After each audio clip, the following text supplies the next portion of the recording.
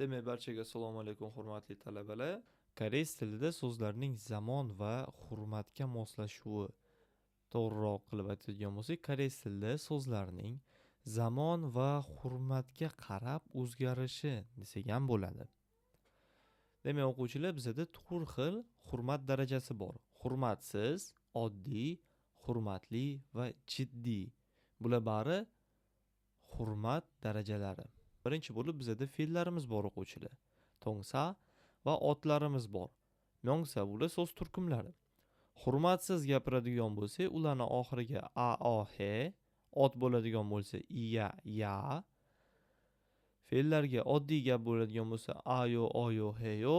Hurmatli bo'lsa pnida, simnida, hamnida. Jiddiy bo'ladigan bo'lsa da, da, handa qo'shimchalarini qo'shamiz. Otlarimizga keladigan bo'lsak, oddiylarga iyeyo, yeyo, hurmatlida imnida, jiddiyda ida qo'shamiz. Munoche, jiddiy. Mana bu alohida o'zi, bitta xolos. Bu narsani kitoblarda, ilmiy ishlarda, hujjatlarda, rasmiy e'lonlarda yoki yangilik, prezentatsiya, o'quv materiallarida ishlatishimiz mumkin.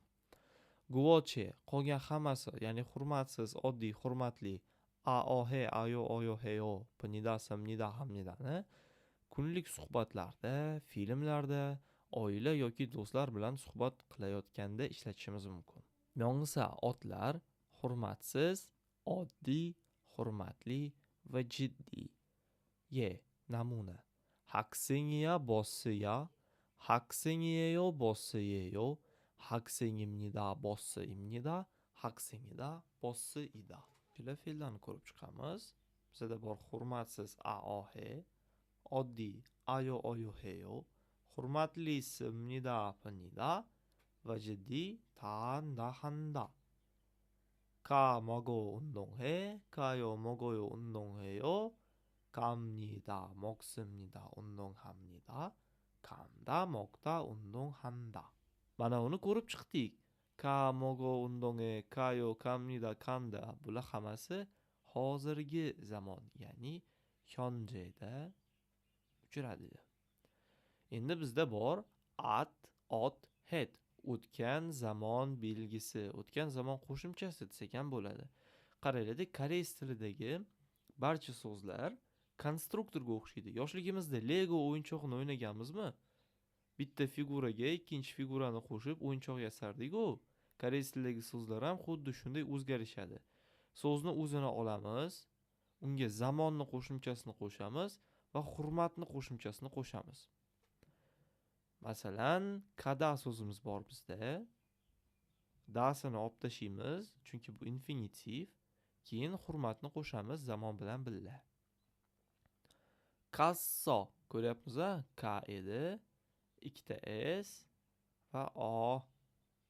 Mana bu s'lar bular o'tgan zamon belgisi, mana bu o harfimiz esa bu hurmatsizlik belgisi.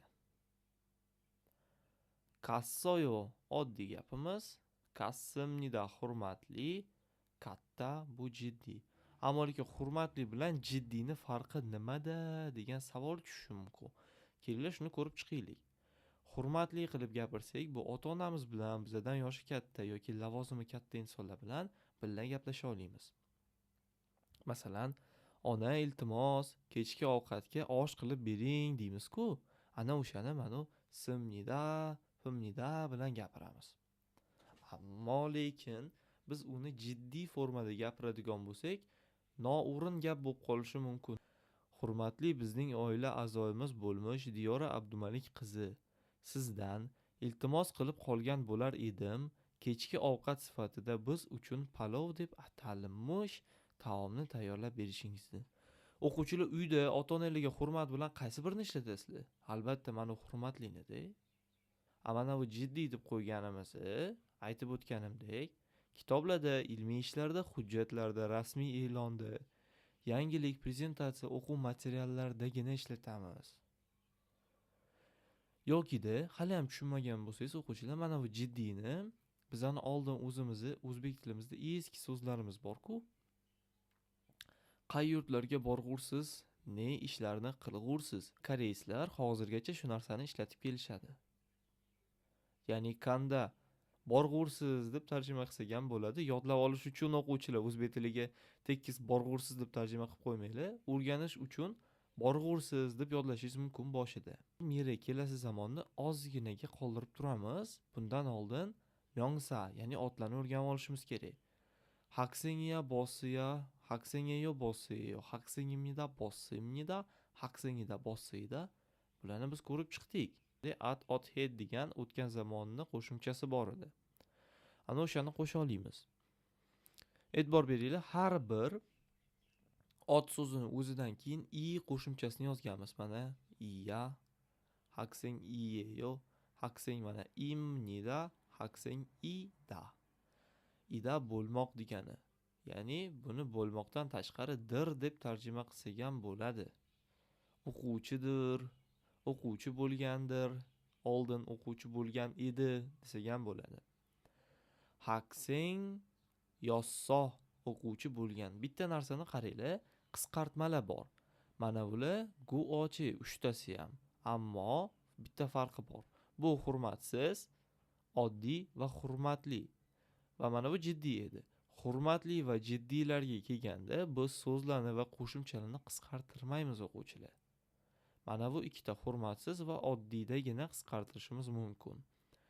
Haksen yosso, ya'ni bizda haksen ida so'zi edi. Biz unga otdan otni qo'shdik, ot qo'shimchasi. Kelib chiqdi bizda i ot.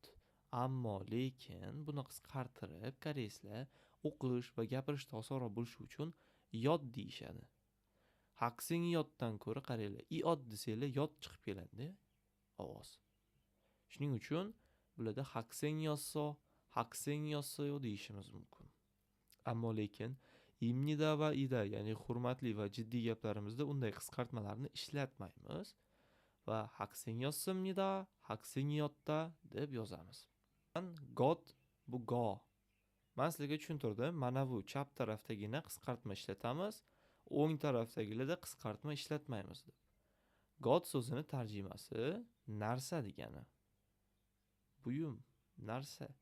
Endi biz o'zbek tili adabiy emas, ammo shevada ko'pchilik gapiradigan bo'lsa, bitta narsa bor-ku. Mana shunaqa joy bor ekan, borish kerak desa, kimdir aytish mumkin. Voy, zo'r joy ekan, boradigan narsa ekan-a, deydi-ku. Ana o'sha narsa bizda koreys tilida fe'llarga nisbatan ishlatilinadi.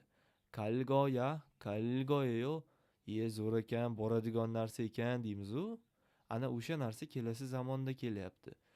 O'quvchilar, qisqartmalarni faqatgina chap tarafda ishlatamiz.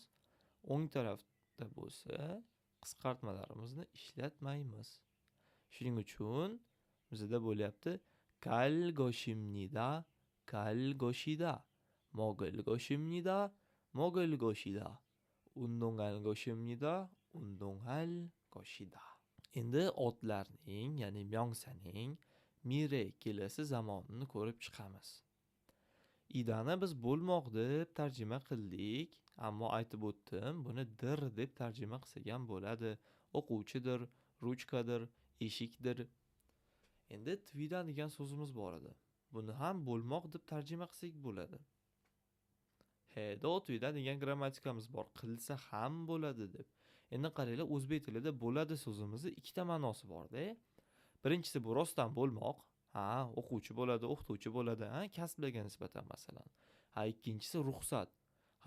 Qilsa ham bo'ladi. Masalan, dada, men basseynga o'rtoqlarim bilan cho'milgani borsam maylimi desanglar, dadanglar bo'ladi deyishi mumkin. Ruxsat beradi, to'g'rimi? Ana shu narsaga e'tiborli bo'linglar. Endi o'qiymiz. Haksengi tvilgoya. Ya'ni o'quvchi bo'lsa bo'ladigan narsa ekan deyamiz. Haksengi tvilgoya bo'ladi. Endi go ishlatyapmiz qisqartma bilan. Lekin o'ng tarafimizga kelganda biz qisqartmalardan voz kechamiz o'quvchilar, to'liq ishlatamiz, chunki bular jiddiy va hurmatli taraf edi. Haksengi tvilgoshimnida, haksengi tvilgoshida. Demak, o'quvchilar, bugungi darsimiz shu yergacha. Agar savollaringiz qolib ketgan bo'lsa, ularni ijtimoiy tarmoqlarimizga a'zo bo'lib qo'yib, kommentariyada yozib qoldirishingiz mumkin. Xayr, salomat bo'ling.